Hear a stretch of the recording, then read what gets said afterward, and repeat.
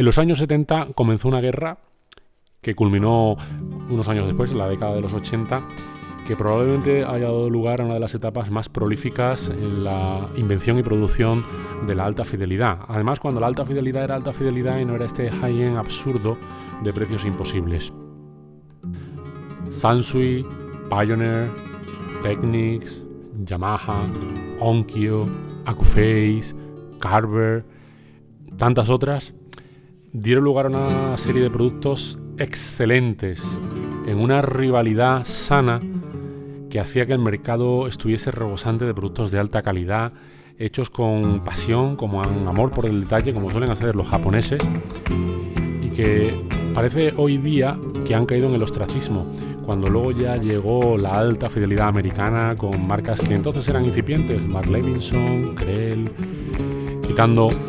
por supuesto Macintosh, que ya llevaba también mucho tiempo trabajando, o la ya citada anteriormente, Carver. Realmente quien representaba como ninguna otra el exponente, ninguna otra de las vanguardias, ninguna otra de las líneas, era el audio japonés. Era la empresa, la industria japonesa, la que llevaba el baluarte, la bandera de la calidad, de la perfección. Y fue de la mano de esa rivalidad cuando estas marcas que anteriormente he citado empezaron a hacer productos que asombraban, productos que eran codiciados por los usuarios, productos que tenían un amor por el detalle, por la perfección, que se mostraba no solamente ya en la calidad sonora, sino también en los excesos, si es que me admitís la expresión, de sobreingeniería. Porque si analizáis un poco estas máquinas de esta etapa, como la que aquí os tengo en este vídeo, podéis ver que hay cosas que son un tanto excesivas. Probablemente estén sobredimensionadas, pero era en una mezcla por pasión y por competición, de ver quién era capaz de hacer el diseño más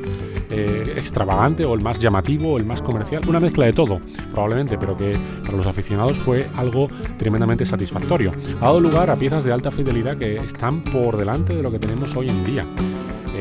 aunque hoy en día parece ser que el audio vintage está cobrando más y más terreno cada vez. No siempre ha sido así, e incluso hay muchos debates abiertos acerca de cuál es superior, si el audio vintage o el audio moderno. Incluso hay quien sostiene que el audio vintage es superior, bastante superior al más moderno. En el caso concreto de Yamaha, hay que reconocer que sufrió una deriva en los últimos años con la aparición del home cinema, que la llevó a adentrarse fundamentalmente en el campo de los procesamientos de los campos sonoros, valga la redundancia, el DSP, y al final hizo que se mostrase más interés por los directivos en el mundo del home cinema, que parecía dejar más rédito económico que por el de la alta fidelidad tradicional.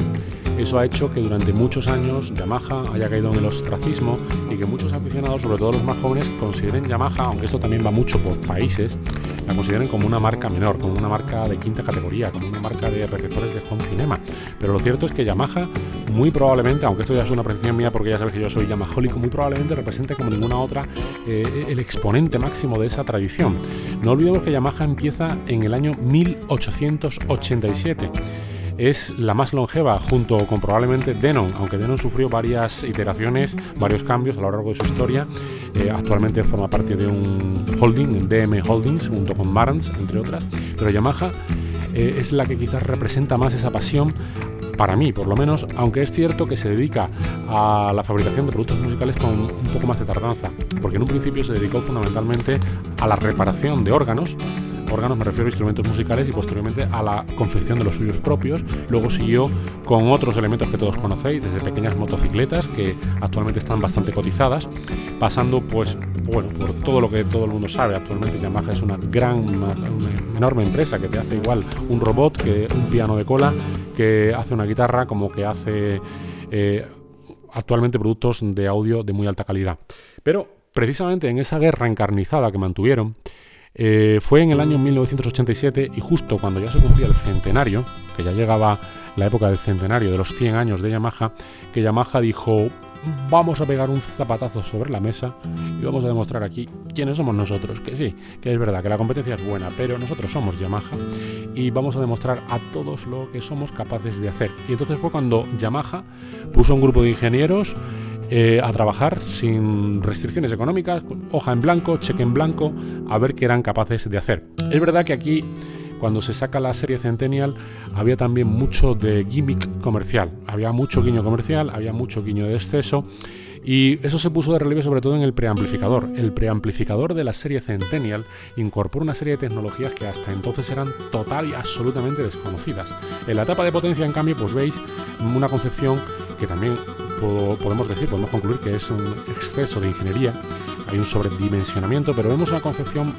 a nivel de topología, a nivel de componentes, a nivel de concepto, bastante más convencional. Sin embargo, el preamplificador,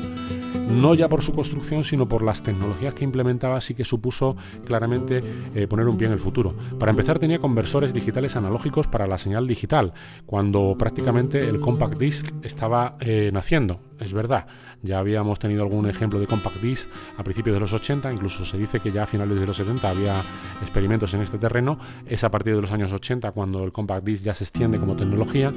y se puede decir que la tecnología ya estaba implantada claramente en el año 1987, pero Yamaha decide ir un paso más allá e incorpora un conversor digital analógico dentro de un preamplificador. Pero ahí no se quedó la cosa. Es que además, en una época en la que los controles de tono, los balances, no estaban tan demonizados como están actualmente, Yamaha decidió incorporar ecualizadores paramétricos y además digitales. Ya incorpora tecnología DSP, que luego hemos visto hasta la saciedad en sus receptores Home Cinema, pero en ese momento Yamaha decide apostar por incorporar salidas para varios canales, para incorporar efectos de procesamiento de campo y añadir reverberaciones, ecos, retardos, para proporcionar una experiencia que va mucho más allá de ese sonido cuadrafónico que ya se conocía por esa época. Yamaha además lo incorpora, utiliza esa tecnología digital de su preamplificador a la hora de ecualizar, e introduce un ecualizador de 3 bandas, muy limitado eso sí, pero con procesamiento también en señal en dominio digital. La etapa de potencia, que es la que podéis ver aquí, que estoy hablando mucho del preamplificador, pues ya veis como apuesta por una fuente de alimentación muy robusta, apuesta por 4 condensadores más otros 2 que tienen la parte inferior del aparato. En total tiene una capacidad de filtrado de 88.000 microfaradios más otros 200.000 que vemos en la parte inferior. Incorpora por tanto una capacidad de filtrado de 144.000 microfaradios por canal, y luego toda una serie de banco de transistores Sanken que podéis ver en las fotografías, habéis podido ver las ilustraciones en el reportaje que he hecho, que configuran un aparato que está concebido, está parido con pasión, con amor, nuevamente me repito, sobredimensionado, para ser capaz de llegar a entregar picos de potencia de hasta 1200 vatios a un momio, porque la etapa de potencia no se arruga. Utiliza además una tecnología que no es clase A pura, sino un módulo que Yamaha denominó HCA, o las siglas HCA responden a la denominación, al nombre comercial técnico de Hyperbolic Conversion Class A, o más o menos como sería una conversión en clase A hiperbólica, que luego no ha tenido mucha más difusión, no ha tenido más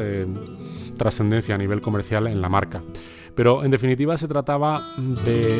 hacer algo semejante, pero en la etapa final, ya en la etapa de salida, en la última parte del circuito, de intentar hacer un chequeo, si me admitís esta expresión, de verificar que la señal fuese, pues como ocurre con la clase A. Con este módulo HCA, Yamaha buscaba que el amplificador fuese capaz de soportar situaciones de estrés de cargas de un ohmio, utilizando específicamente para esta etapa final de los módulos HCA unos MOSFETs específicos que estaban configurados de forma push-pull cuadrafónico, lo que ellos llaman quad push-pull. Según Yamaha, la conversión hiperbólica en clase A no muestra ninguna discontinuidad en alguno de sus puntos, como según sostiene Yamaha, ojo, esto es la apreciación de Yamaha, como ocurre en algunos amplificadores en clase A pura, que sobre todo con cargas más complicadas, hace que efectivamente se pierda esa continuidad. De esta manera, Yamaha implementó ya en la parte final de la señal, la más próxima a la salida de la etapa de potencia, 4 transistores MOSFET específicamente desarrollados para esta unidad, según dicen ellos, con una alta capacidad de corriente y además para operar a una alta velocidad, asegurando que la operación en clase A se mantuviese constante, lineal, incluso con picos dinámicos de potencia de 1200 vatios. Para evitar la degradación de la señal,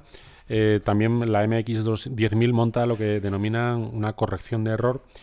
y dice que se minimiza la degradación de la señal montando única y exclusivamente una salida de altavoz. Y tiene un mecanismo de corrección de error de la amplificación que está conectado directamente a los terminales, que es capaz, un poco como hace Macintosh también en alguna de sus tecnologías propietarias, que es capaz de detectar y de corregir la distorsión que se genera no solamente ya en la tapa de potencia, sino también en el relé de la bobina de la salida de los altavoces. De esta forma, conjuntamente entre el módulo de amplificación hiperbólica clase A y este sistema de corrección de error, contribuye a que haya una distorsión armónica total que es inferior a varios 0,0000.5%. Bueno, pues espero que os haya gustado. Tenéis otros muchos vídeos en el canal en el que sí que se puede escuchar esta etapa en conjunción con el preamplificador CX, con las JBL. Ahí habéis visto algunas fotografías en concreto de ese vídeo. Hay también vídeos en concreto sobre el preamplificador CX10000, en que también levanté la tapa superior para que podáis ver los distintos módulos que lo componen y también esa nueva pasión por el diseño, por el detalle, por la excelencia en la ejecución. Espero que os haya gustado. No olvidéis, para las Everest, darle al pulgar para arriba. Hasta la próxima.